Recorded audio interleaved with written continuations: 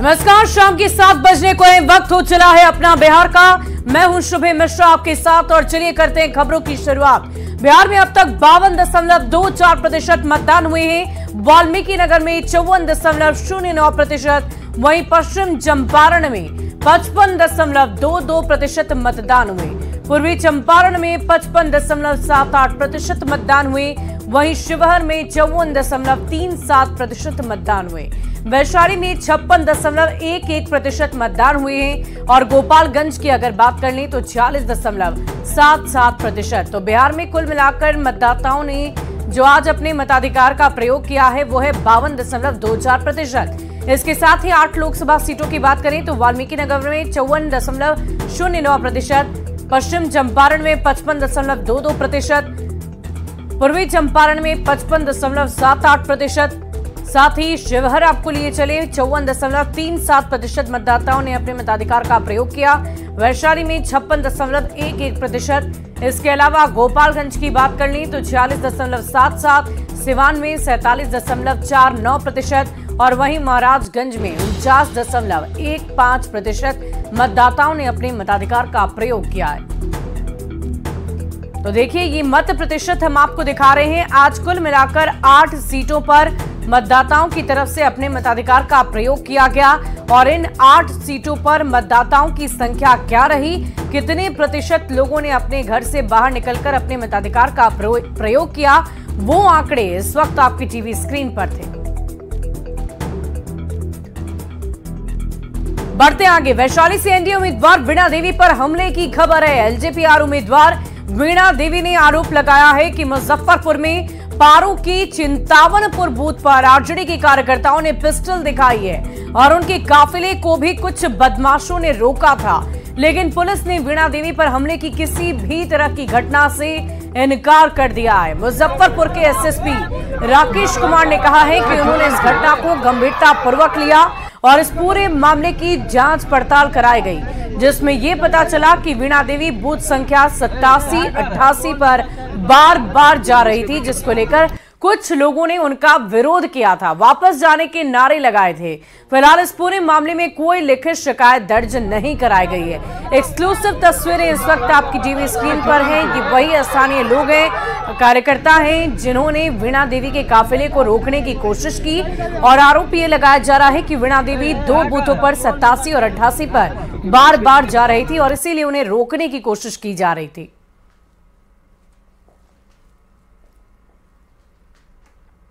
पारू विधानसभा के अंतर्गत booth number 87 है और 88 है, जो चिंतावनपुर पड़ता है, वो वहाँ पर है। और वहाँ के बारे में एक खबर प्रकाशित हो रही थी कि जो प्रत्याशी हैं श्रीमती वीणा देवी, उनको पिस्टल दिखाया गया। हम लोगों ने बहुत सीनियर फॉर्मेशन से बहुत बड़ी पदाधिकारियों से इस चीज़ की जांच कराई है।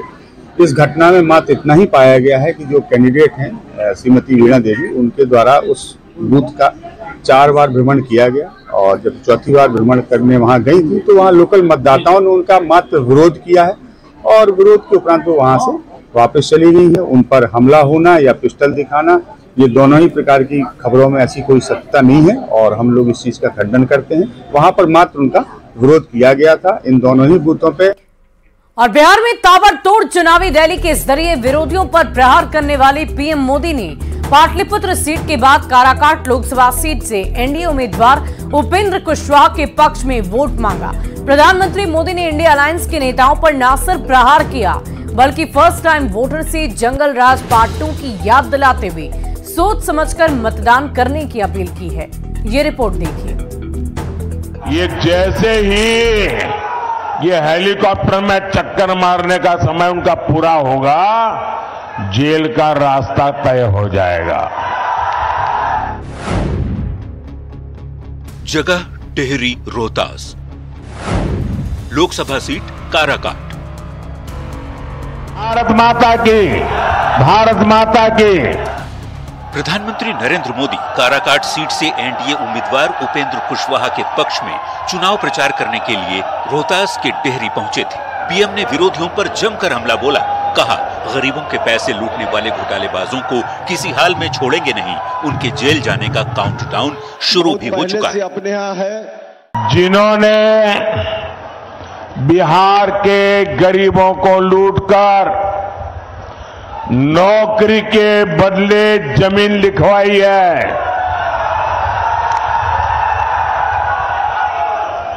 कान खोल के सुन लो,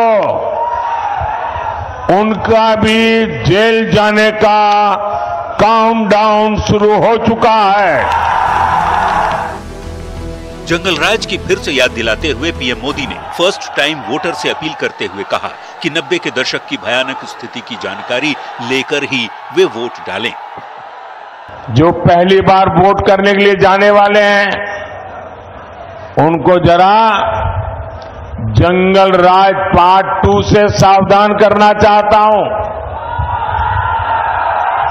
ये जो फर्स्ट टाइम वोटर है ना, उनका जन्म होने के बाद उनको जंगल राज कितना भयंकर था, वो देखने का अवसर नहीं मिला। भ्रष्टाचार के साथ ही पीएम मोदी बार बार जंगल राज की याद दिलाकर जनता को संदेश दे रहे हैं कि भ्रष्टाचार को खत्म करने की पहल एनडीए सरकार ही कर सकती है। तभी पीएम दावा कर रहे हैं कि 4 जून की शाम होते होते इंडिया अलायंस के नेता एक दूसरे के कपड़े फाड़ेंगे। 4 जून शाम होते होते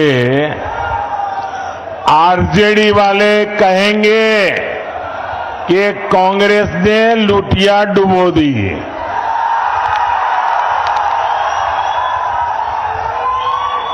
एक दूसरे के कपड़े फाड़ना शुरू करेंगे। लोकसभा का चुनाव जैसे जैसे अंतिम पड़ाव की ओर जा रहा है, वैसे वैसे प्रधानमंत्री मोदी विरोधियों पर बेहद तेज प्रहार करते जा रहे हैं। जीत के दावे के बीच पीएम विरोधियों को संदेश देकर मानसिक तौर पर बढ़त बनाने की कोशिश भी कर रहे हैं। न्यूज़ 18 के लिए सासाराम से अजीत कुमार की रिपोर्ट।